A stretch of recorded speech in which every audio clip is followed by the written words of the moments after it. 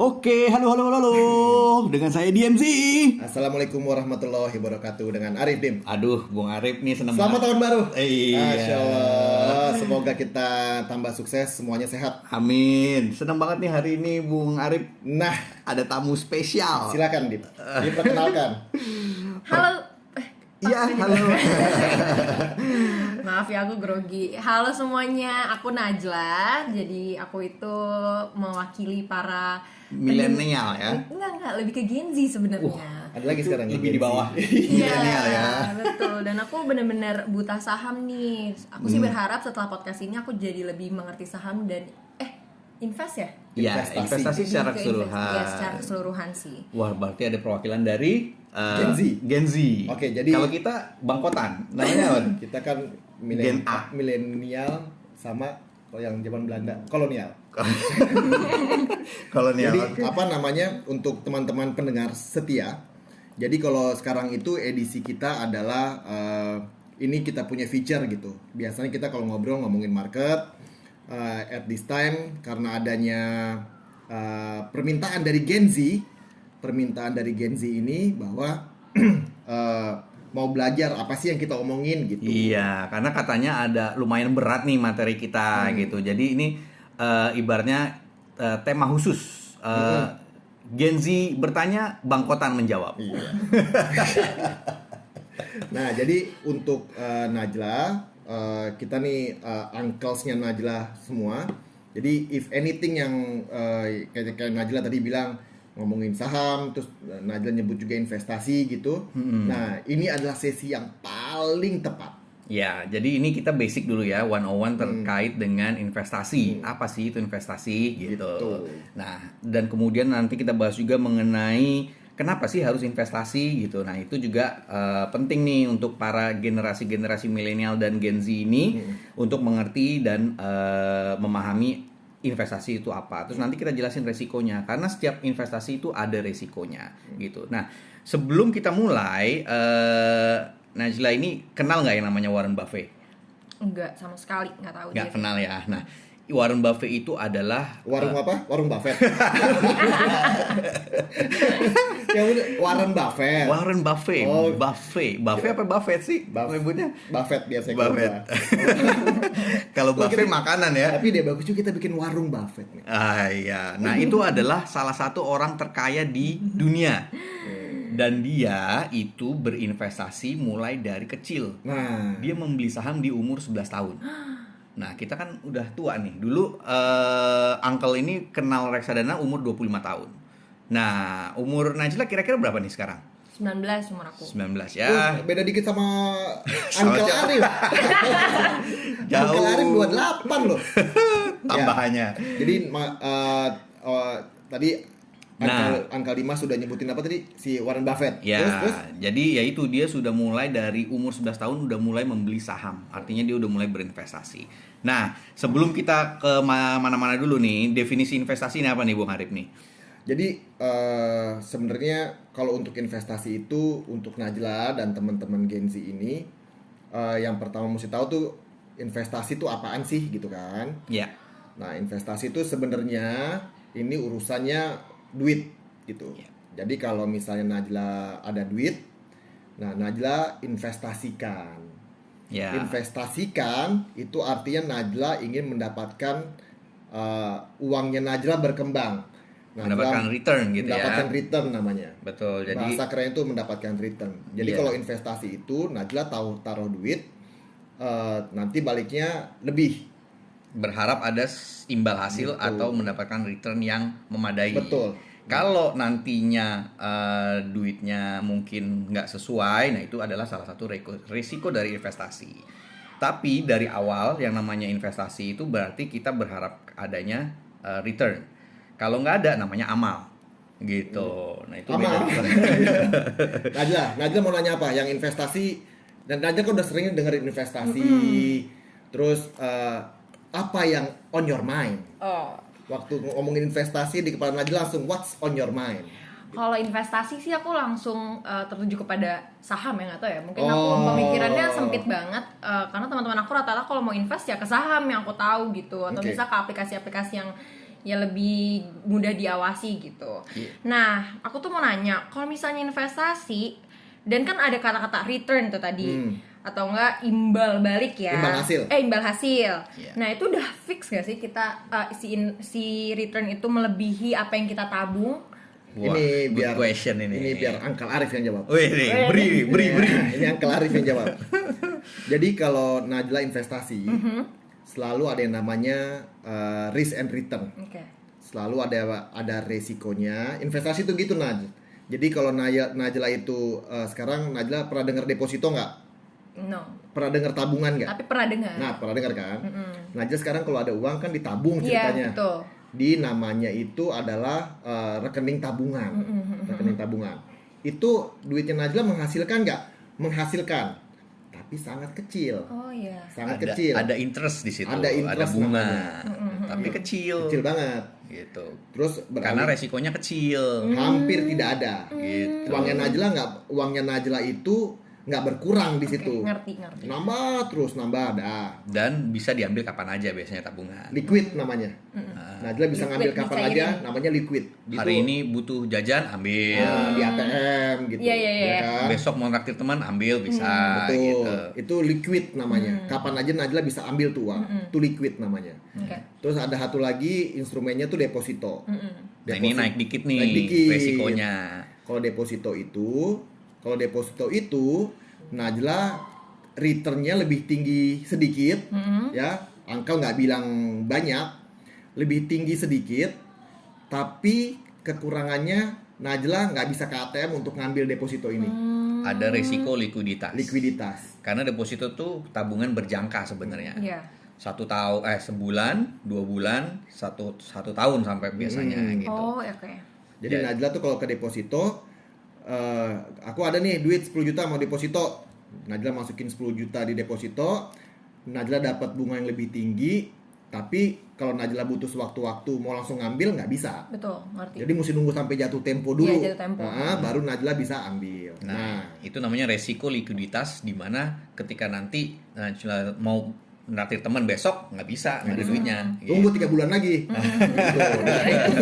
Itu deposito. Nah, itu adalah memang salah satu contoh investasi di financial market. Nah, tapi investasi itu sebenarnya definisinya luas, nggak cuman di pasar financial. Investasi itu sebenarnya bisa juga di sektor real namanya. Sektor real itu misalnya Najla tuh bikin warung, betul, bikin toko, atau buka counter HP. Sekarang masih ada nggak sih counter HP? Nggak tahu deh. Nah, itu adalah salah. Apa sih counter HP? Iya, jual pulsa. Iya, jual pulsa. Aduh, masih ada kalau itu. Ya, jadi investasi itu betul, pun ada. Nah, si Warren Buffett itu pun dia mulainya juga dari dia bisnis kalau nggak salah dia memang ngumpulin modal dari paper route. Jadi dia keliling pakai sepeda nganterin koran. Nah, dia dapat duit. Duitnya itu dia beliin, kalau nggak salah itu dia beliin satu crate soft drink. Soft drink itu dijualin. Nah, itu salah satu bentuk investasi juga. Oh, jadi diputer aja duitnya gitu. Iya, benar. Itu pilihan Najla. Jadi Najla punya duit 10 juta nih. Najla milih mendingan gue jualan aja kali ya gitu. Kan pakai 10 jutanya itu. Iya, betul. Uangnya berkembang nggak? Bisa berkembang. Ya kan? Tapi bisa juga misalnya kreditnya nggak laku. Iya. Nah, resiko tuh namanya. Itu resiko. Nah, jadi nanti kalau kita nih nanti untuk sesi kita umumin aja gitu ya. Ini bakal ada sesi-sesi berikutnya sama Najla. Kita ngomongin akan lebih dalam lagi, lebih advance lagi. Kalau untuk yang sesi yang sekarang nih, kita cuma kasih overview Najla itu investasi itu apa sih? Ya, jadi kurang lebih definisi investasi kurang lebih seperti itu. Ada namanya investasi juga di sektor real. Sektor real tadi tuh benar-benar kita invest untuk bikin usaha gitu, memulai usaha bisnis dan lain-lain. Nah, itu namanya investasi di real sector. Benar-benar kita kita bangun usaha dari situ. Nah, gimana Najla? Gimana? Pakai ini menjawab apa yang ada di benaknya Najla? Sangat amat menjawab. Oh, alhamdulillah. Walaupun sedikit aku kayak ini apa gitu. Nah, tadi kita ngomongin yang investasi yang definisi awal lah ya. Terus Najla ada lagi nggak Najla mau apa lagi yang di benak? Keluarkan semua Najla. Aku keluarkan ya. Tadi itu yang aku singgung dari apa yang Uncle Arif katakan. Kan kalau itu kan pilihan ya. Kalau kita misalnya punya 10 juta gitu, kita jualin suatu barang yang kita beli pakai uang itu, jadi kita putar, dapat keuntungan lagi. Nah, kalau aku nih, dan biasanya juga mewakili para ciwi-ciwi ya, para ciwi-ciwi Gen Z yang hampir semuanya kayak gitu, teman-teman aku ya. Mungkin ada beberapa yang udah mengerti investasi dan menurut mereka pemikiran aku dan ciwi-ciwi ini sedikit melenceng. Aku tuh sempat punya uang lumayan banyak gitu ya di tabungan nih. Terus kalian jajankan semuanya. Betul banget. Aku nggak tahu apa itu saham. Jadinya kayak wah, ada suatu market yang bisa aku borosin nih duitnya di situ. Gitu. Jadi belanja online. Betul. Di akhir dari sesi ini nanti Uncle Dimas akan jelasin secara secara gamblang. Gimana sih ngatur-ngatur kayak gini gitu, porsi-porsi tabungan dan segala macam. Nah, kembali lagi. Nanti Najla punya pocket tuh. Ada ini buat yang nabung, ini yang buat jajan, ini yang buat diinvestasi. Nanti Uncle Dimas akan cerita. Gitu. Nah, terus habis itu kan tadi aku dengar Najla tadi nyebutin saham. Ya kan? Nah, nih tanamkan di benaknya Najla, investasi itu semakin tinggi resiko dari sesuatu instrumen, apakah itu sektor real, apakah itu sektor paper, financial, itu selalu dibarengi dengan potensi keuntungan yang lebih tinggi. Jadi kalau misalnya kita dulu belajar itu namanya aksioma. Aksioma itu adalah satu ngeri. Satu pernyataan yang sudah diyakini kebenarannya. Intinya kayak gitu. Ada satu pernyataan tadi yang sudah diyakini kebenarannya dalam dunia financial. Salah satunya adalah, ada banyak nih. Salah satunya adalah high risk, high return. Semakin tinggi tingkat resikonya, maka ekspektasi orang returnnya semakin tinggi. Atau sebaliknya, kalau misalnya Najwa ditawarin suatu resiko yang misalnya gini, ada temen, mau nggak join nih kita bikin usaha guaranteed 12%, 15% setahun, nggak usah ngapa-ngapain. Nah, itu harus hati-hati karena itu pasti ada resikonya. Nah, semakin tinggi misalnya 15%, ada yang nawarin 30%. Nah, itu pasti ada resikonya di situ. Either dia tipu-tipu malah justru gitu kan.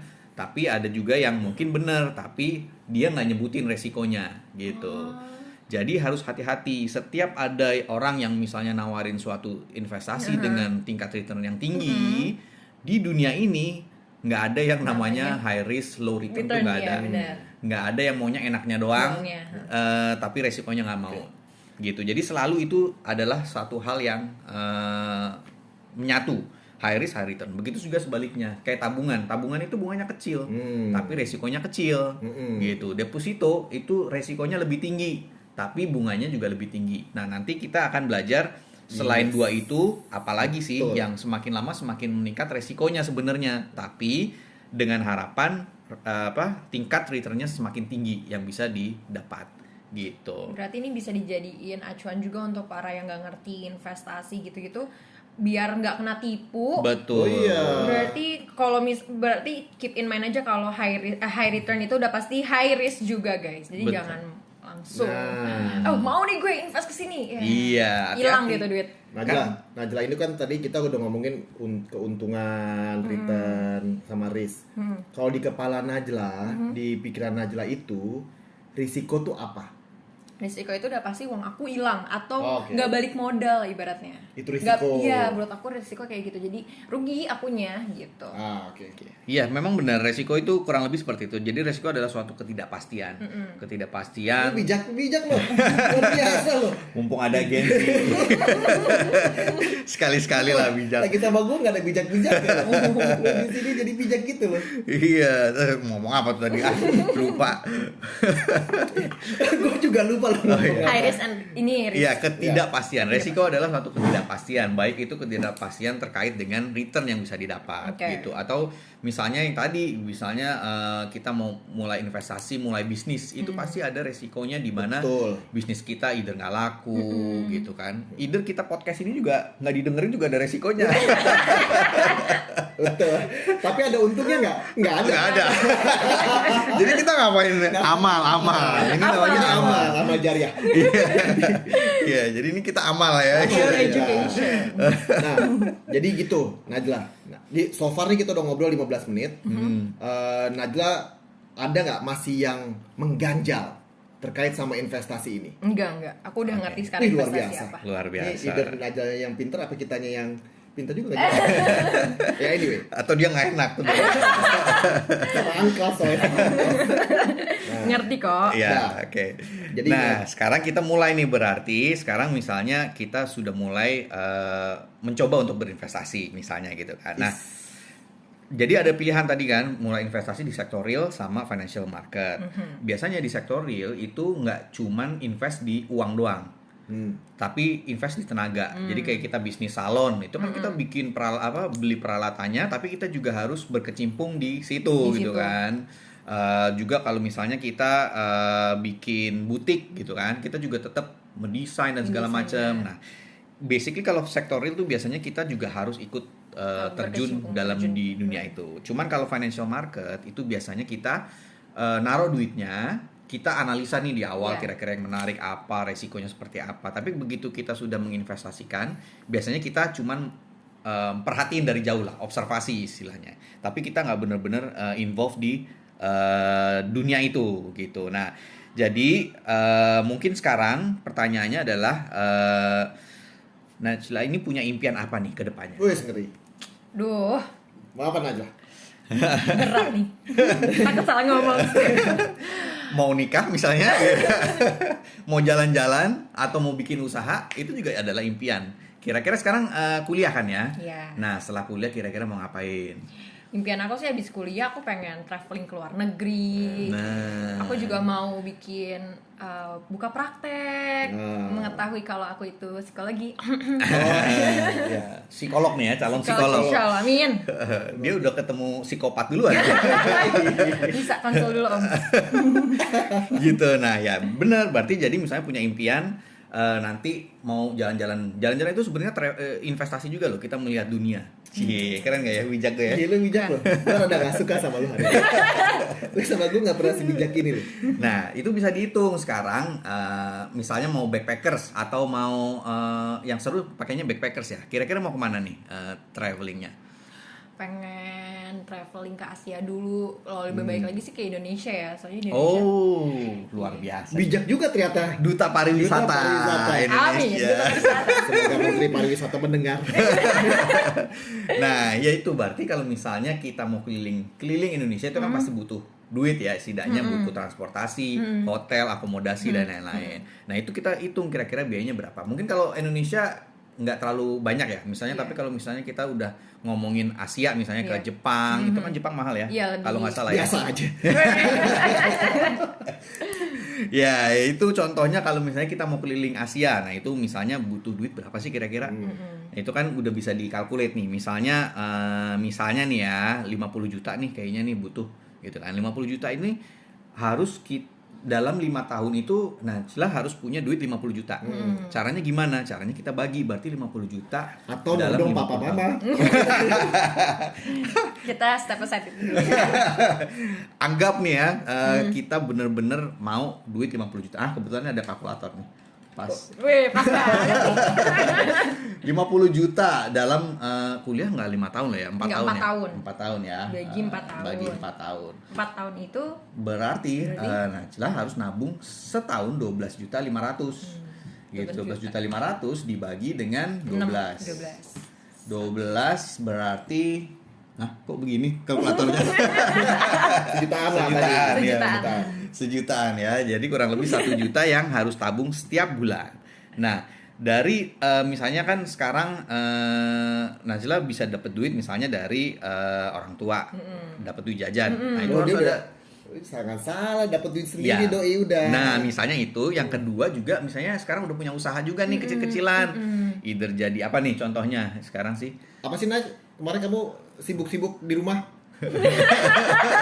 Udah ini ya, magang di Indomaret. Indomaret tuh Alfamidi. Merek.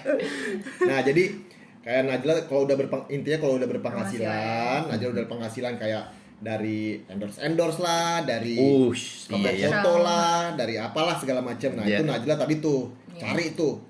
Berapa jadi tadi sejuta sekian ya? 1 juta ya, 1.100.000 lah anggaplah gitu ya. 1.100.000 itu udah mulai disisihkan setiap bulan demi mencapai 50 juta itu. Demi Gitu. mencapai Jepang. Iya, benar. Dan jajan. Itu konsep nabungnya ngitung dengan simpelnya begitu. Iya. Jadi yang pertama set dulu goalsnya mau apa. Mau 50 juta nih buat jalan-jalan. Itu yang pertama. Terus dengan 50 juta itu kita breakdown. Berarti sebulan butuh 1 jutaan. Gitu. Nah sekarang duitnya itu mau ditaruh di mana 1 juta itu. Pertanyaannya gitu. Kalau misalnya ditabung sebenarnya bisa. Gitu 1%. Kalau nggak salah sekarang berapa sih tabungan 1%, 2% ya, 1%, 2%. Oke, setahun 1%, 2% dapat tabung. Tapi di dunia sekarang di global itu yang ada namanya inflasi. Nah, kita tahu nggak inflasi itu apa? Ini panjang nih podcastnya kalau kayak gini nih. Apa kita langsung ke sesi kedua? Sesi kedua. Najla di sesi yang very basic ini Najla masih ada yang mengganjal apa enggak? Itu doang deh. Jadi uncles di sini itu datang. Datang dan pergi. Dan kita literally datang begini. Kita ini datang ke Najla itu untuk buka matanya Najla dan teman-teman Gen Z yang lain. Seberapa penting teman-teman yang masih sangat-sangat muda ini semua udah mesti mulai berinvestasi gitu. Nah, itu sangat penting. Jadi masih ada nggak yang mengganjal yang membuat Najla tuh definisi awal ini kira-kira ada yang nggak ngerti? Enggak, sejauh ini aku paham sih. Gitu ya. Oh, berarti bisa langsung ke sesi 2. Iya, berarti intinya di ini awal kita udah tahu definisi yang namanya investasi. Kemudian sekarang udah punya goals, udah tahu nih harus nabung berapa. Nah, nextnya invest di mana. Dan kenapa harus invest? Karena ada inflasi. Inflasi itu apa? Lanjut ke sesi berikutnya. Terima kasih. Thank you. Bye-bye.